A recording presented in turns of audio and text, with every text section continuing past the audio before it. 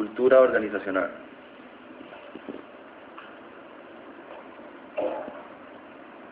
Para comenzar, debemos saber qué es cultura organizacional.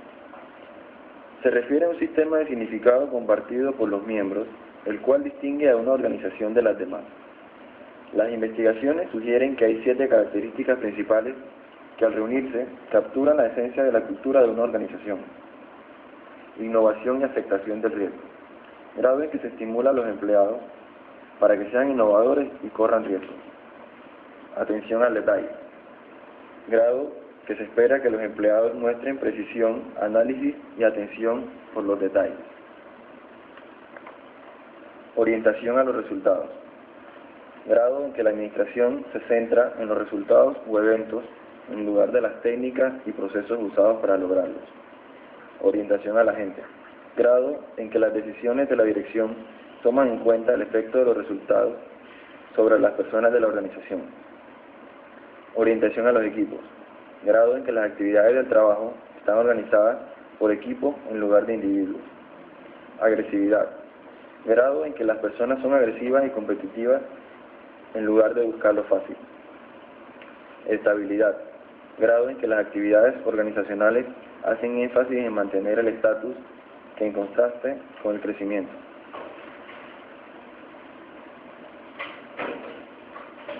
Cultura y subcultura organizacionales.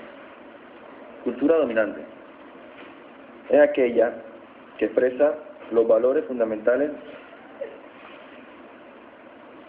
que comparte la mayoría de los miembros de la organización.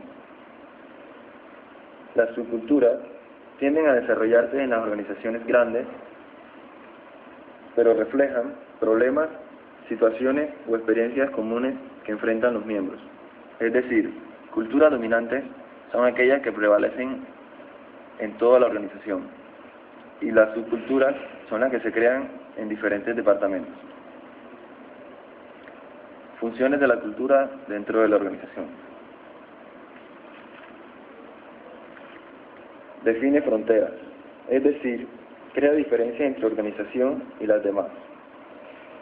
Trámite de identidad a los miembros de la organización. Función es la que facilita la generación de compromiso con algo más grande que el mero interés individual. Mejora la estabilidad del sistema social. La cultura sirve como mecanismo que da sentido y control para guiar y conformar las actividades y compromisos con los empleados. La cultura como obstáculo. Barreras para el cambio, para la diversidad y para la adquisición y fusiones. Barreras para el cambio. Cuando los valores compartidos no están de acuerdo con los que persigue la eficacia de la organización, la cultura es un obstáculo. Esto ocurre cuando el ambiente de la organización es dinámico.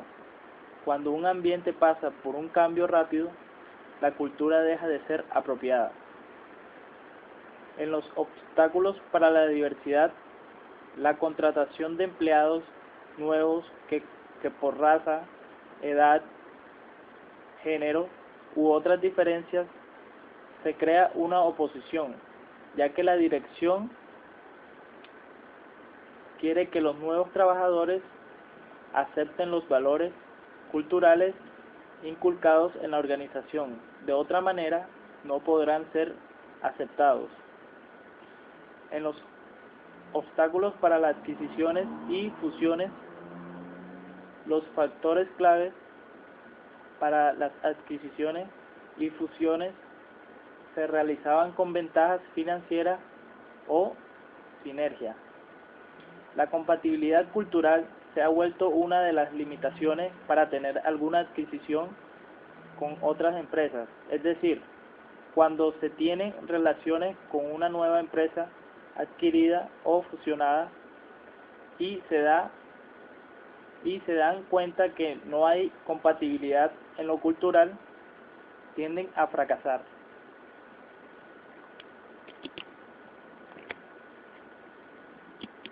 crear y sostener una cultura. Por medio de la filosofía de los fundadores, se comienza un proceso cultural donde los mismos fundadores ejercen la labor de realizar los criterios de selección para tener una alta dirección y ésta genere una socialización para así conseguir una cultura organizacional exitosa. La cultura se transmite a los empleados a través de historias, rituales, símbolos materiales y el lenguaje. Historias. Es común que contengan la narrativa de eventos sobre los fundadores de la organización. Las historias circulan en la organización, anclando el presente en el pasado y dando explicaciones y legitimidad a prácticas actuales. Rituales. Son secuencias repetitivas de actividades que expresan y refuerzan los valores claves de la organización. Símbolos materiales.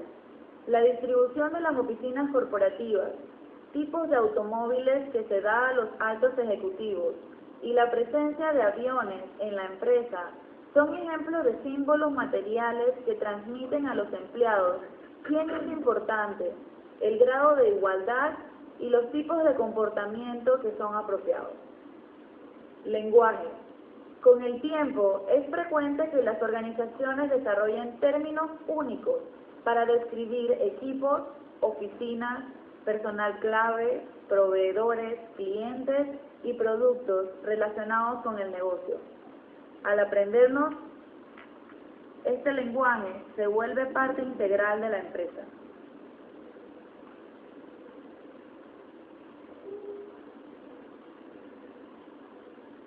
El contenido y fuerza de una cultura influye en el clima ético de la organización y en el comportamiento de sus miembros dentro de la ética.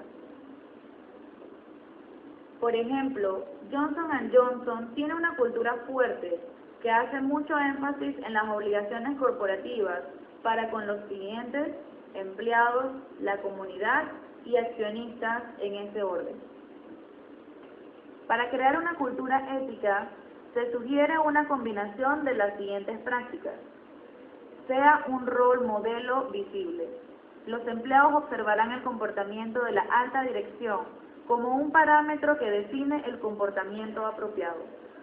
Comunique expectativas éticas. Las ambigüedades éticas se minimizan si se crea y divulga un código de ética de la organización. Dé capacitación sobre ética. Realice seminarios, talleres y programas similares acerca de ética. Recompense visiblemente los actos éticos y castigue los no éticos. Las evaluaciones del desempeño de los gerentes deben incluir una evaluación punto a punto de cómo se miden sus decisiones respecto del código de ética de la empresa. Brinde mecanismos de protección. La organización necesita proveer mecanismos formales para que los empleados analicen dilemas éticos y reporten el comportamiento carente de ética sin temor a sufrir regalías. Una cultura organizacional positiva trata de premiar más que castigar. Por supuesto, hay un momento y lugar para el castigo, pero también lo hay para los premios.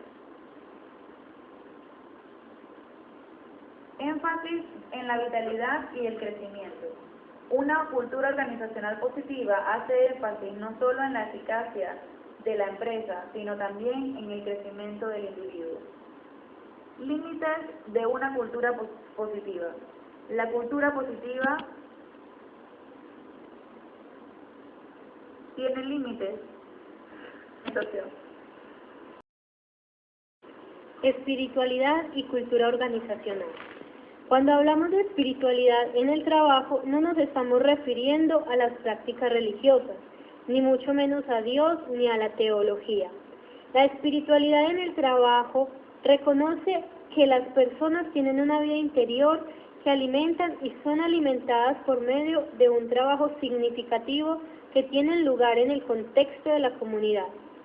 Las organizaciones que promueven una cultura espiritual Reconocen que las personas tienen mente y espíritu, buscan un significado y un propósito en su trabajo y desean conectarse con otros seres humanos, así como ser parte de una comunidad. Tomar en cuenta la espiritualidad ayuda a entender mejor el cumplimiento de los empleados en el siglo XXI. Las organizaciones espirituales se preocupan de ayudar a las personas a desarrollar y a lograr todo su potencial. Existen 4 características culturales que tienden a ser evidentes a las empresas espirituales, diferenciándolas a las contrapartes que no son espirituales.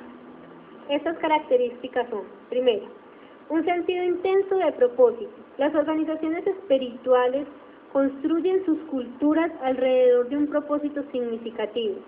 Aunque las unidades son importantes, no son los valores principales de la organización. Las personas quieren estar inspiradas por un propósito que piensan que es importante y benéfico. Segundo, tenemos la confianza y el respeto. Las organizaciones espirituales se caracterizan por la confianza mutua, honestidad y apertura. Los gerentes no tienen miedo de admitir sus propios errores. Tercera, prácticas humanísticas de trabajo. Estas incluyen horarios flexibles de trabajo, premios basados en el grupo y la organización, disminución de las diferencias salariales y de estatus, garantías de los derechos del trabajador individual, dar poder a los empleados y seguridad en el trabajo. Y por último tenemos